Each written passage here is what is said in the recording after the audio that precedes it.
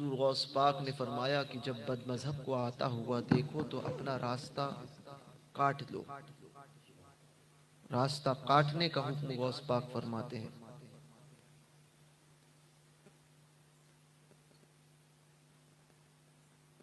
کہ اگر سامنے سے آتا ہوا دیکھو کوئی دوسرا راستہ ہو تو اس راستے سے چل جاؤ یا پلٹ جاؤ، کاٹ دو راستہ۔ اس کے بازو سے گزرنے کو حضور غوث پاک منع فرماتے ہیں۔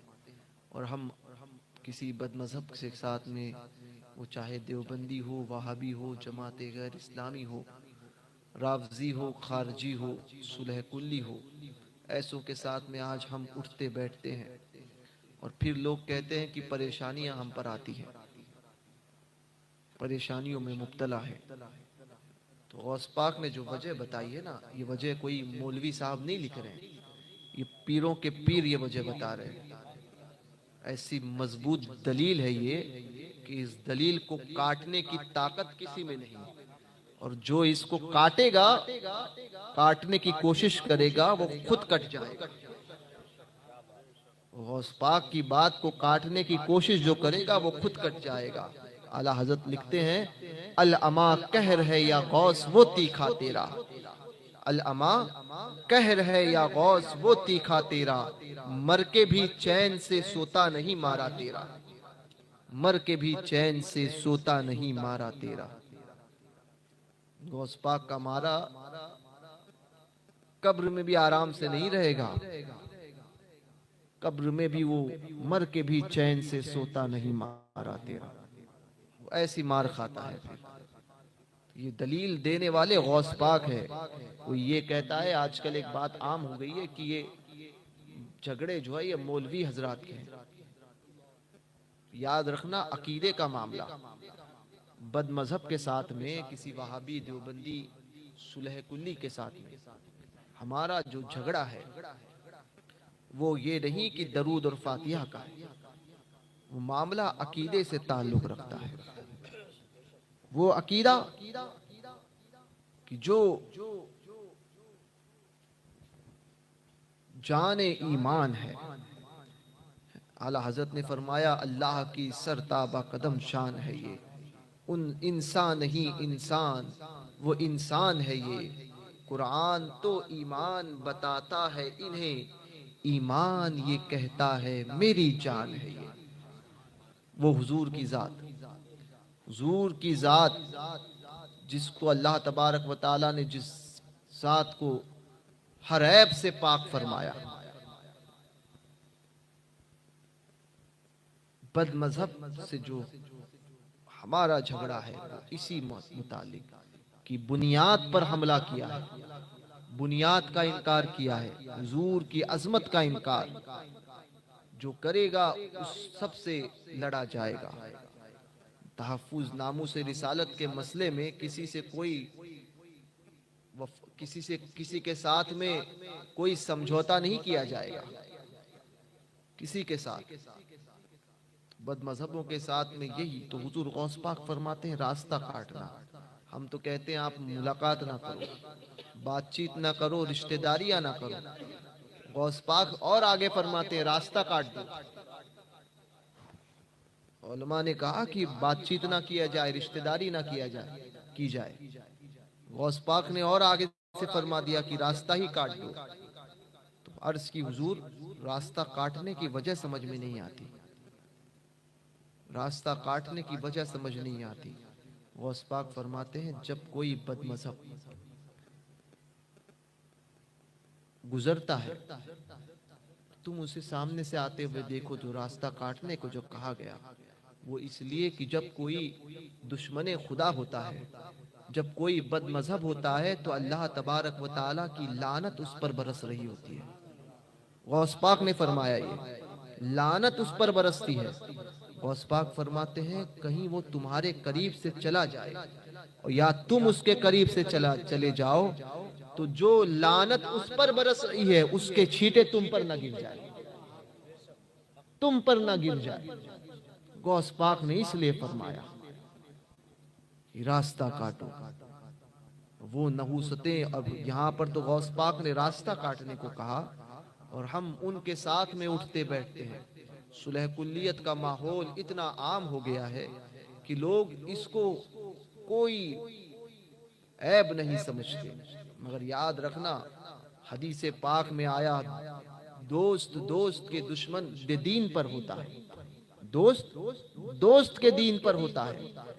हर एक तुम में से हर कोई देखभाल करके दोस्ती करना कि दुनिया में जिसके साथ में उठोगे बैठोगे, कयामत के दिन उसी के साथ में तुम्हारा हश्र होगा, हश्र होगा। लोग कहते हैं कि आज के माहौल के हिसाब से, हालात के हिसाब से सबको साथ में रख कर चलना है, वरना हालात ठीक नहीं है, कैसे मामलात चलेंगे। मैंने कहा कि याद रखना, बद मजहब को साथ में, उनके साथ में रहने के बाद में ये वफा की उम्मीद करना कि हालात ठीक हो जाएंगे, तो ठीक नहीं होंगे, बल्कि और बदतर होंगे, और बदतर होंगे। लोग ये कहते हैं कि नहीं, उनके साथ में आज रहना चाहिए। मैं कहता हूं, बद मजहब के साथ में रहने के बाद में क्या हालात ठीक हुए, बल्कि जो उनको सही करने जाता है वो भी पिलपिला हो जाता है, वो भी पिलपिला हो जाता है, वो भी उनकी बोली बोलने लगता है। जिस नबी को अल्लाह तबारक व तआला ने बाइख्तियार बनाकर भेजा, जिस नबी को अल्लाह तबारक व तआला ने ऐसा बनाया कि उन जैसा किसी को और को ना बनाया, उस नबी की जात में ऐब निकालते हैं और उस नबी की शान में गुस्ताखी करते हैं, ये बदमज़हब। उनके साथ में हम तालमेल रखते हैं और फिर कहते हैं कि नबी शफाअत फरमाएंगे। तो आला हजरत ने लिखा है, उनको रहम आए तो आए, वरना वो कड़ी मार है, क्या होना है। हुजूर के दुश्मनों के साथ में उठने बैठने के बाद में ये सोचना कि कयामत में शफाअत मिल जाएगी, तो ये मुमकिन नहीं है। हुजूर का गुलाम सच्चा वही है, गौस पाक का गुलाम और बुजुर्गों का गुलाम सच्चा वही है, जो दुनिया में उनके दोस्तों के साथ दोस्ती करता था और दुनिया में उनके दुश्मनों के साथ दुश्मनी करता था। बाप को जो गाली डाले, जिंदगी भर उसका मुंह देखना गवारा नहीं करते। बाप की इज्जत को जो नीलाम करे, जिंदगी भर उसके साथ में कभी कोई समझौता नहीं करते। बेटे को जो थप्पड़ मारे, तो उसके साथ में कभी कोई ताल्लुकात कायम नहीं करते। क्यों? क्योंकि लोग कहते हैं कि नहीं, इसने मेरी औलाद के साथ में दुश्मनी की, इसने मेरे बाप को बुरा कहा था, इसने मेरी माँ को गाली डाली थी।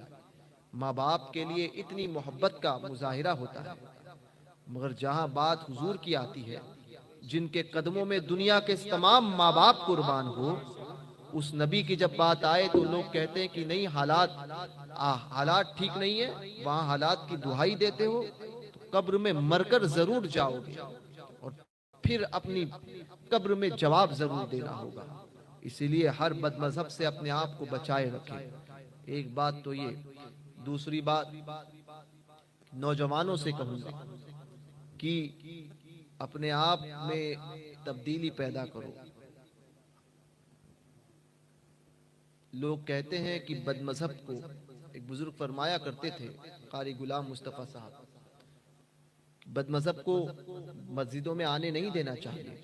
आज मामलात ये होते हैं कि हमारी मस्जिदों में हम आने देते हैं कई लोगों की जगह पे, इल्ला माशाल्लाह बहुत कम मसाजिद है, मगर कई मसाजिद में ऐसा होता है कि नहीं नहीं, वो आ रहा है तो आने दो। एक सवाल ये, सबसे पहला सवाल, क्या कोई बदमजहब किसी वहाबी की मस्जिद में जाकर तुम्हें सलाम पढ़ने की इजाजत है?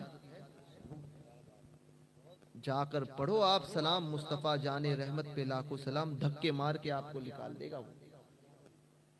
क्यों? कहेगा यहाँ पर ये नहीं चलेगा। और मैं कहता हूं, अगर उसने इजाजत दी तब भी हमारी मस्जिदों में आने के लिए उसको इजाजत नहीं, इसलिए कि मस्जिद में कानून हमारा नहीं, अल्लाह का चलता है, शरीयत का चलता है, शरीयत का कानून चलता है। तो मस्जिदों में आने के लिए लोग खूब देते हैं, कहते हैं नहीं आने दो।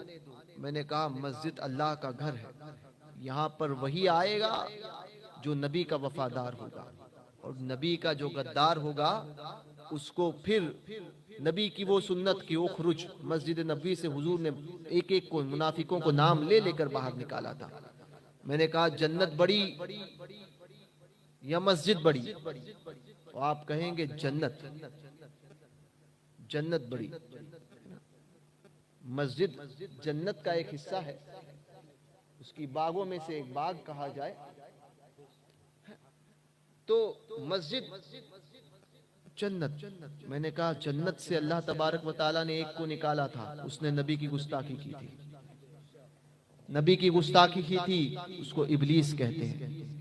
حضرت آدم کی گستاخی کی تھی، اللہ نے فرمایا تھا اخرج۔ تو جنت سے نکالنا اور مسجد جنت سے نکالنا، اللہ نے اس شیطان کو جنت سے نکالا، اور مسجد یہ بھی جنت کا ایک حصہ ہے۔ تو پھر کسی بد مذہب کو ہم مسجد میں کیسے آنے دے سکتے ہیں؟